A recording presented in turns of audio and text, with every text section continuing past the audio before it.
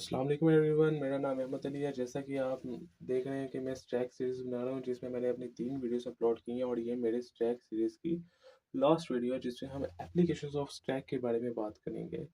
सो जैसा कि मैंने अपनी पिछली 3 वीडियो में स्ट्रैक का इंट्रो दिया, दूसरी वीडियो में इंट्रोडक्शन ऑफ ऑपरेशंस इन स्ट्रैक, तीसरी वीडियो में इम्प्लीमेंटेशन और लास्ट वीडियो हम एप्लीकेशन ऑफ स्टैक के बारे में बात करेंगे। दोस्तों, मेरी एक और सीरीज़ है डीएलएल जो कि डबल इंग्लिश है, वो भी डीएसए में इम्पोर्टेंट सब्जेक्ट है। इम्पोर्टेंट सब्जेक्ट है डीएसए, लेकिन उसका जो डीएसए का इम्पोर्टेंट टॉपिक है ना वो डबल इंग्लिश है। अगर आप वो भी देखना चाहें तो लाजमी देखें, आपके लिए काफ़ी ज़्यादा हेल्पफुल रहेगा। बात करते चले हम आज के टॉपिक की। Application of stack stack is used in areas where reserve orders tracking और नेस्टेड स्ट्रक्चर रिक्वायर। अगर हम इसकी मेजर एप्लीकेशंस के बारे में बात करें, इसकी एप्लीकेशंस में फंक्शंस कॉल्स एंड रिकर्शन है।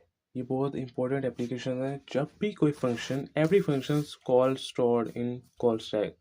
चलिए मैं आपको इसके बारे में बताता हूँ कि जब भी कोई फंक्शन कॉल होता है, कंपाइलर उस फंक्शन की इंफॉर्मेशन स्टैक में पुश करता है। जब फंक्शन रिटर्न होता है तो सबसे लास्ट कॉल पहले रिमूव होता है। इसका मतलब ये है कि जब भी फंक्शन रिटर्न होता है तो सबसे लास्ट कॉल पहले रिमूव होता है। कि हम जब भी कोई लास्ट वैल्यू कॉल करते हैं तो वो सबसे पहले रिमूव होती है, क्योंकि स्टैक में लास्ट इन फर्स्ट आउट का रूल है। इसलिए रिकर्शन स्टैक के बगैर चल ही नहीं सकती। अगर मैं बात करता चलूँ रिकर्शन की, तो रिकर्शन स्टैक का इम्पोर्टेंट रोल प्ले करता है। रिकर्शन बहुत ज़्यादा ज़रूरी है स्टैक में। अगर हम इसकी दूसरी एप्लीकेशंस के बारे में बात करते चलें, expression evaluation, infix, prefix, postfix, it's all depend on stack. दूसरी एप्लीकेशन है expression evaluation. Compilers infix expression को पोस्टफिक्स सॉरी कंपाइलर दूसरी एप्लीकेशंस की हम बात कर रहे हैं एक्सप्रेशन इवैल्यूएशन की। कंपाइलर इनफिक्स एक्सप्रेशन को पोस्टफिक्स में कन्वर्ट करते हैं और फिर पोस्टफिक्स को इवैल्यूएट करते हैं। दोनों ऑपरेशन स्टैक पर होते हैं। ये स्टैक के ऊपर डिपेंड करते हैं कि वो कौन सा एक्सप्रेशन पहले लेना चाहता है। अगर हम तीसरी एप्लीकेशंस के बारे में बात करें जो कि है अंडरलीडो सिस्टम, जो कि पिछले पेज पे है। अंडरलीडो इन software uses LIFO operations to restore last action।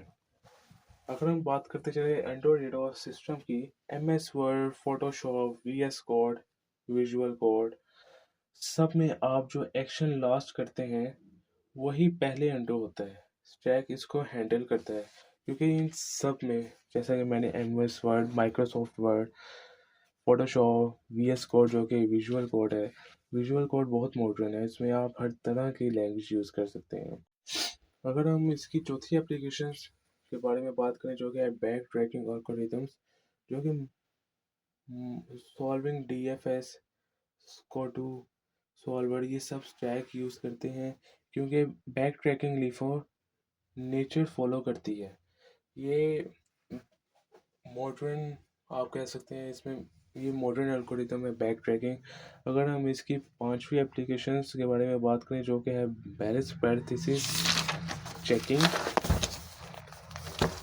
ये इसमें आप देख सकते हैं मैंने ऑपरेशंस लगाए हैं, फिर स्टैक चेक किए हुए हैं।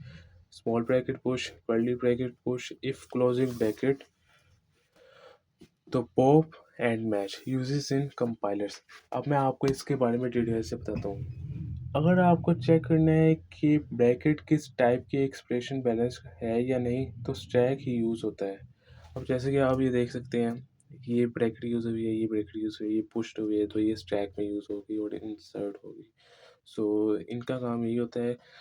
अगर हम ब्राउज़र नेविगेशंस के बारे में बात करें तो ब्राउज़र हिस्ट्री भी pushed visited pages, pop to go backward, forward stack halts forward pages, some logic used across all browsers। अब मैं आपको इसके बारे में बताता हूँ कि ब्राउज़र हिस्ट्री भी पूरा स्टैक पर चलती है।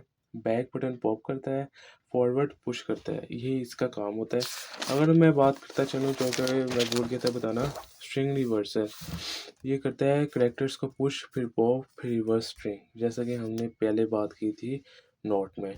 ये थी हमारी एप्लीकेशंस ऑफ स्टैक। उम्मीद है आपको पसंद आई होगी, समझ में आई होगी। सो ये थी मेरी स्टैक की आखिरी वीडियो और मेरी स्टैक की सीरीज़ भी कंप्लीट हो गई है। सो अब उम्मीद है मेरी वीडियो आपको अच्छी लगी होगी, पसंद आई होगी। ऐसी वीडियोस देखने के लिए मुझे लाइक करें, कमेंट करें, सब्सक्राइब करें ताकि मैं ऐसी वीडियोस और बनाता रहूँ। सो अगली सीरीज़ में आप मेरा वेट करें कि मैं अगली सीरीज़ कौन सी लेके आता हूँ। तब तक के लिए स्टे ट्यून्ड। अल्लाह हाफ़िज़।